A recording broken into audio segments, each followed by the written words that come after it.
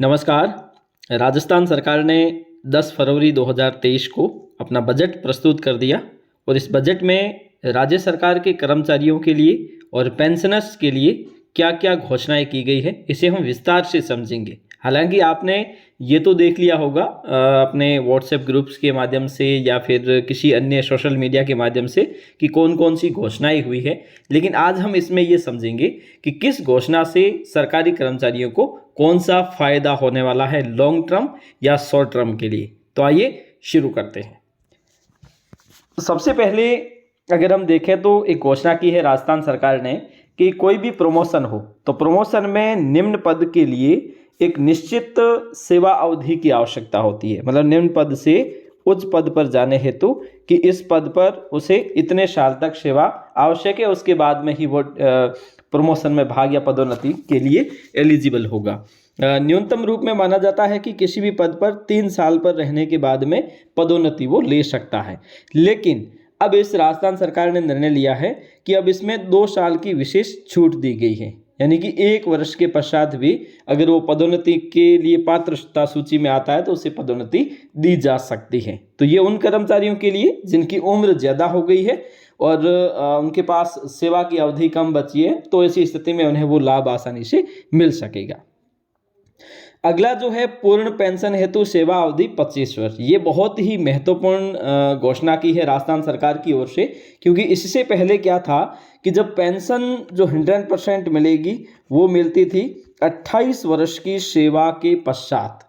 अब उसे घटाकर 25 वर्ष कर दिया गया।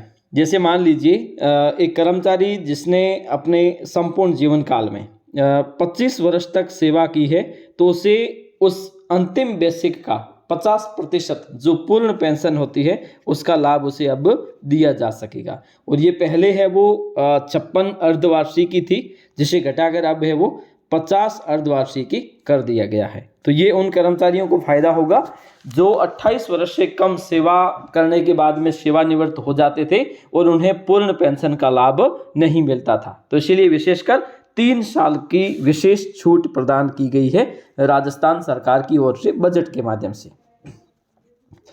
एक महत्वपूर्ण पहलू एससीपी जो लगती थी वो पहले दरअसल राज्य सेवा के कर्मचारियों के लिए 10, 20 और 30 के हिसाब से लगती थी और अन्य कर्मचारियों के लिए 9, 18 और 27 के आधार पर लगती थी।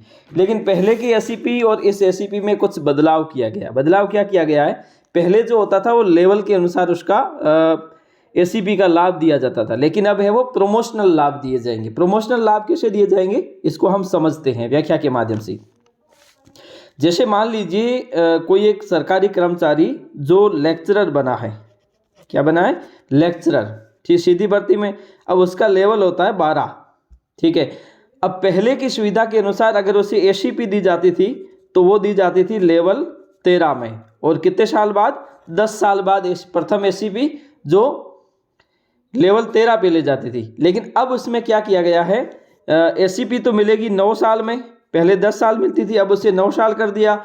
इसके साथ साथ उसका जो लेवल है वो अगले प्रमोशनल लाभ के लिए मिलेगा। जैसे मान लीजिए लेक्चरर है जिसका अगला प्रमोशन होता है वाइस प्रिंसिपल में, और वाइस प्रिंसिपल का जो लेवल है वो L14 है, तो उसे L13 पर न रखकर L14 पर यानी कि प्रमोशनल लाभ दिए जाएंगे। इसमें उन कर्मचारियों को फायदा होगा जिनका डीपीसी में यानी कि पदोन्नति भले ही नहीं हो लेकिन एससीपी के माध्यम से वे सारे लाभ उसे आसानी से मिलते रहेंगे, ठीक है। इसी प्रकार से तृतीय एससीपी जो लगेगी, तीसरी एससीपी जो लगेगी वो लगेगी L16 पर, जबकि पहली व्यवस्था के अनुसार अगले 10 साल में मिलती थी, लेकिन वो मिलती थी L15 में। तो ऐसी स्थिति में अब क्या होगा, 9, 18, 27 सभी पर लागू होगा, चाहे वो राजपत्रित अधिकारी हो या अधीनस्थ सेवा के कर्मचारी हो, सभी को 9, 18, 27 में ही एससीपी लगेगी, लेकिन उससे प्रमोशनल लाभ दिए जाएंगे। पहले है वो केवल लेवल चेंज होता था, लेवल चेंज होने से तात्पर्य है कि 12 से 13 पर जाता था, लेकिन अब 12 से 14 में, क्योंकि अगला जो प्रमोशन है वो 14 पे है वाइस प्रिंसिपल का, उसके बाद में अगला है वो 16 में, ठीक है। तो 15 और 13 एल है वो पार नहीं करने पड़ेंगे, एससीपी जैसे लगेंगे तो उसके बाद में उसका लाभ दे दिया जाएगा, ठीक है।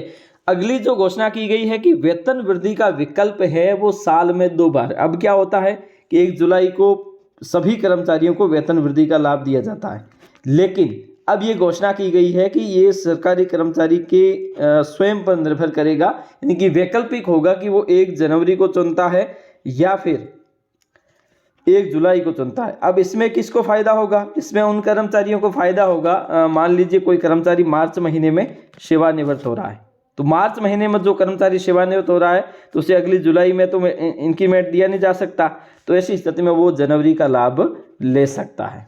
ठीक है, अब उसके बाद में है सभी को ओपीएस में शामिल किया गया। तो पिछली बार राज्य सरकार ने घोषणा की थी कि हम राजस्थान में राज्य सरकार के कर्मचारियों के लिए ओपीएस ला रहे हैं, लेकिन अब है वो घोषणा की है कि इसके अंतर्गत निगम है, बोर्ड है, विश्वविद्यालय है, उन सभी कर्मचारियों को भी इसमें ओपीएस के अंतर्गत शामिल किया गया है।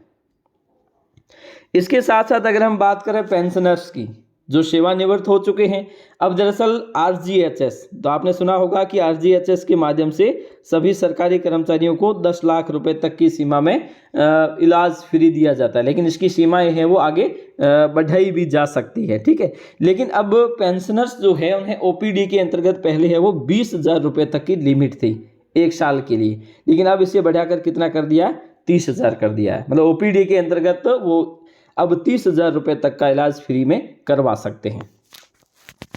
इसके साथ साथ जो मानदेय कर्मचारी है, मानदेय कर्मचारी जैसे आंगनवाड़ी कार्यकर्ता है, सहायिका है, तो आशा सहयोगिनी है, इनको दरअसल सेवानिवृत्ति पर किसी प्रकार का कोई लाभ नहीं दिया जाता है, लेकिन अभी बजट घोषणा के अनुसार जब ये मानदेय कार्मिक सेवानिवृत्त होंगे 60 वर्ष की उम्र के पश्चात, तो उन्हें एक साथ सेवानिवृत्ति पैकेज दिया जाएगा जो होगा 2 से 3 लाख तक। कितना होगा?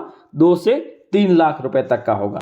ठीक है, इसके साथ साथ जो आंगनवाड़ी कर्मचारी है जो मानदेय पर कार्यरत है, उनमें इस साल है वो 15% की वृद्धि की जाएगी, यानी कि उनका जो मानदेय है अब है वो राज्य मद से जो मानदेय दिया जाता है उसमें 15% की वृद्धि की जाएगी। इस प्रकार से आप देख सकते हैं कि राज्य सरकार के कर्मचारियों के लिए राज्य सरकार ने कौन कौन सी मुख्य घोषणाएं की है।